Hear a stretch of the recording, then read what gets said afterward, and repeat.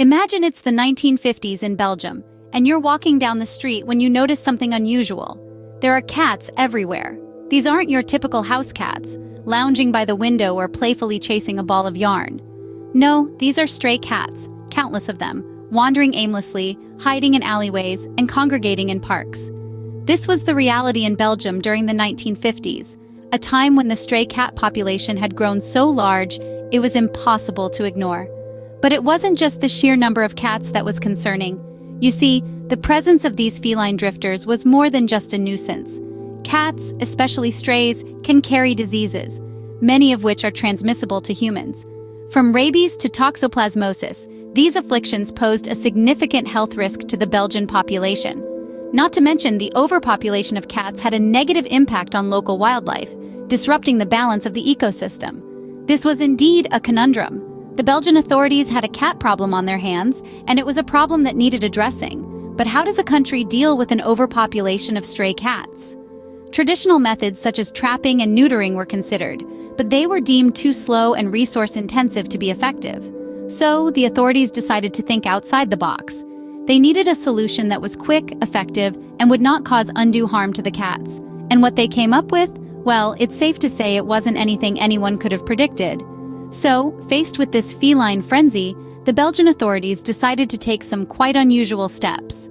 But before we delve into the details of their innovative and somewhat controversial plan, let's take a moment to appreciate the gravity of the situation.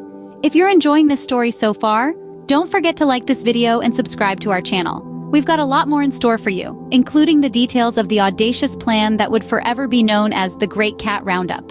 It was time for action, and the Belgian authorities came up with a plan that, to put it mildly, raised a few eyebrows.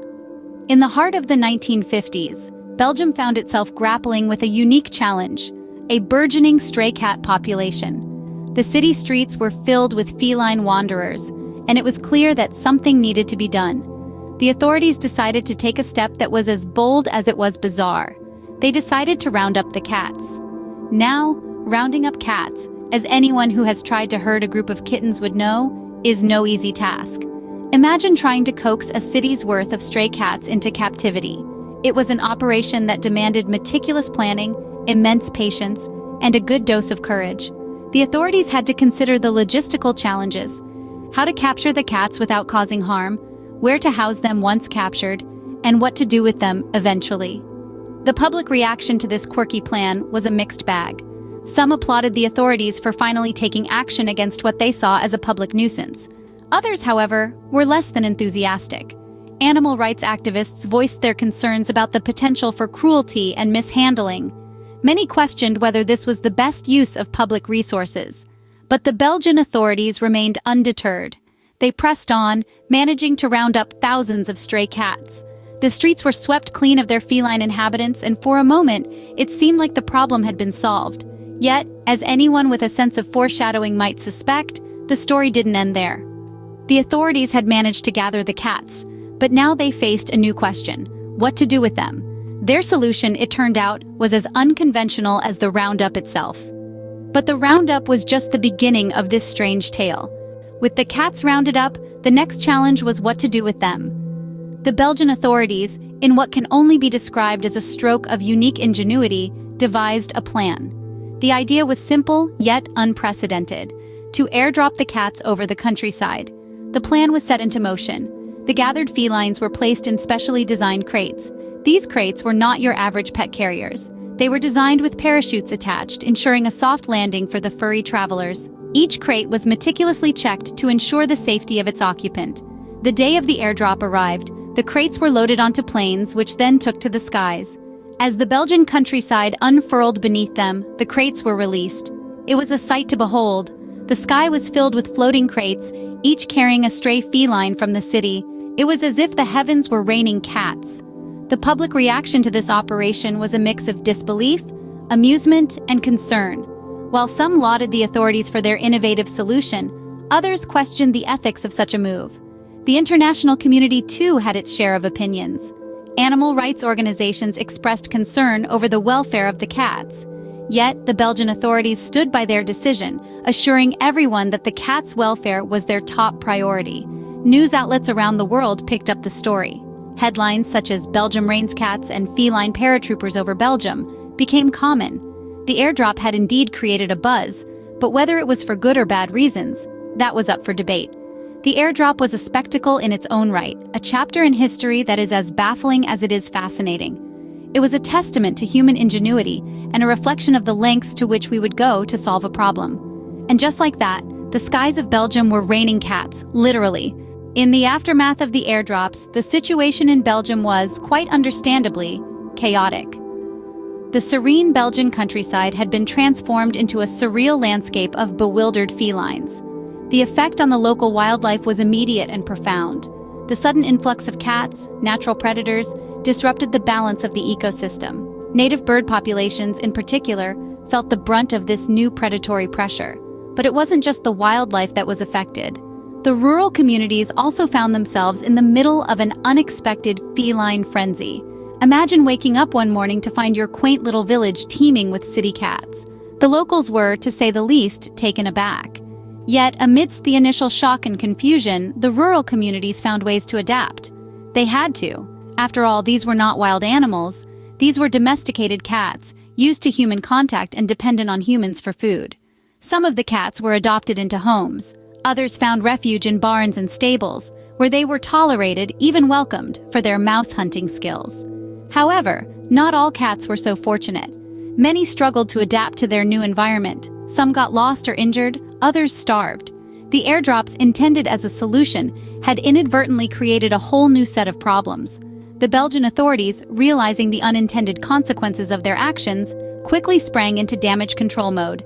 They launched campaigns to educate the public about responsible pet ownership, including the importance of spaying and neutering. They also ramped up efforts to rescue and rehabilitate the displaced cats. The Belgian countryside had become a haven for the city's stray cats, but the story doesn't end there. If you're finding this story as fascinating as we do, remember to like this video and subscribe to our channel. Stay tuned as we delve deeper into the aftermath of Belgium's Great Cat Roundup and explore its lasting legacy. In the years that followed the airdrops, the stray cats became a part of rural life in Belgium. As the dust settled and the initial shock wore off, the rural communities began to adapt to their new feline inhabitants. It was a process of mutual adjustment, where both man and beast learned to navigate the unfamiliar terrain of coexistence. The cats, once residents of bustling city streets, now found themselves in the sprawling expanse of the countryside, while the villagers, used to the quiet tranquility of rural life, found their homes invaded by these furry interlopers. But as time passed, a remarkable transformation took place. The cats, resourceful as ever, adapted quickly to their new environment. They took to the fields and forests, hunting mice and rats, ingratiating themselves into the fabric of rural life. The villagers, too, found their initial apprehension replaced by acceptance, and in some cases, even affection.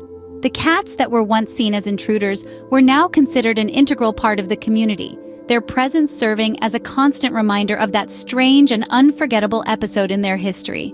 This unusual event did more than just change the rural landscape of Belgium. It also reshaped the nation's approach to stray animals. It sparked a dialogue about animal rights, leading to the establishment of several animal welfare organizations. It led to a shift in public perception, paving the way for more humane methods of controlling stray animal populations.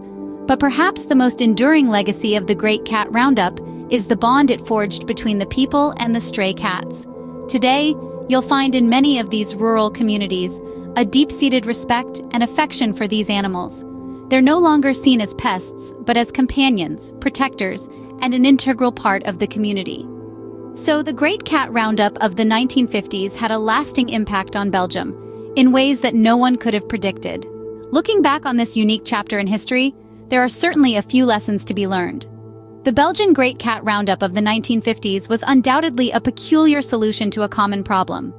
Faced with an overwhelming stray cat population in urban areas, the authorities decided on a course of action that, while unconventional, seemed to them the best way forward. They gathered the feline inhabitants, packed them into crates, and airdropped them over the countryside.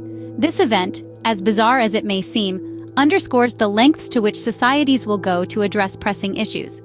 It also provides an interesting lens through which to consider the broader topic of animal population control and the ethical implications that come with it.